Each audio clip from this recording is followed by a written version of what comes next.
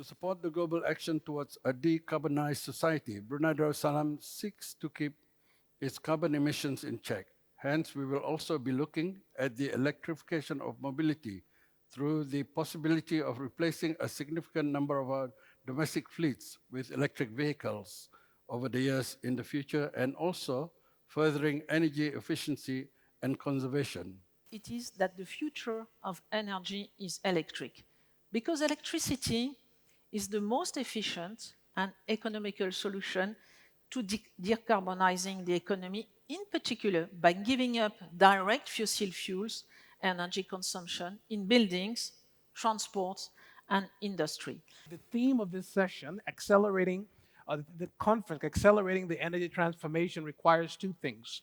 First of all, it requires that we accelerate the conversation around energy transformation. As we talk about electrification, we're going to talk about some of the opportunities we see from the panelists. We'll talk about the potential implications from a business standpoint. But we should keep two things in mind. First, and that is, we want to simplify the message around electrification for the stakeholders to understand. And I'm all for that. Let's simplify the message. But we should not trivialize the problem. Now it's time, ladies and gentlemen, it's time to change our seat to the driver's seat, to using the renewable energy mix to protect our environment. As a late starter, we've been also looking to develop the renewable energy sector. So within the last 1.5 years since I have the responsibility for the electricity department, we have commissioned a solar power plant. In DNVGL, we've recently launched our Energy Transition Outlook for the third time. And there we set out, based on our models of future energy demand and future energy supply, how we see the world energy mix developing. The most important thing is a balance. I think no energy is perfect. And so it's a balance of energy mix. I think renewable energy is important, nuclear is important, hydrogen is important, and distributed grid with battery is also important.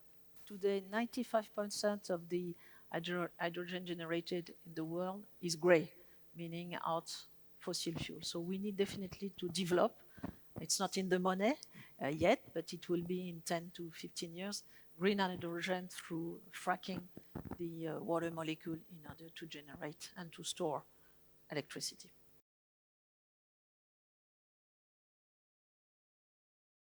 And of course, the energy sector has long been an early adopter of digital technologies, both to help grid integration, develop models for fossil fuel exploration, pipelines, et cetera, and transport has always been one of the most data-driven, I think, of energy industries.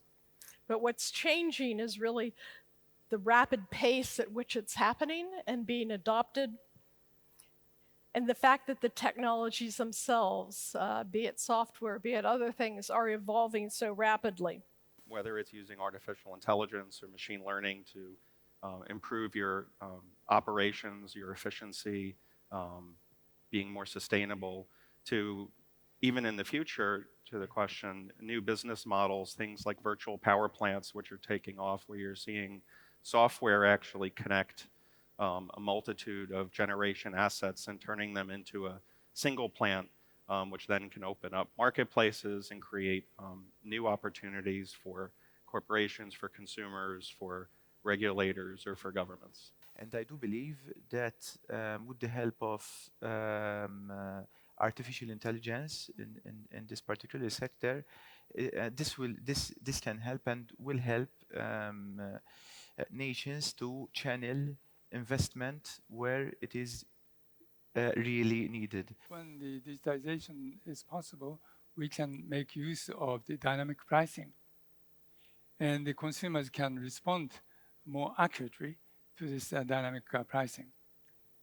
But the premise for this situation is that we need to have smart meters at every household. We speak a lot about data center, and data center are very important here in Singapore.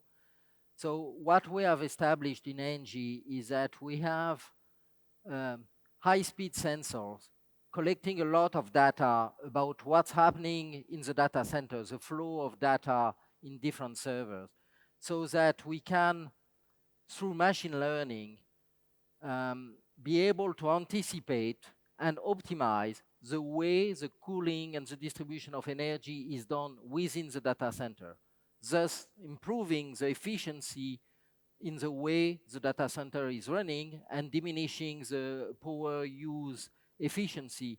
We would like to play a role of the platformer for the smart meter data.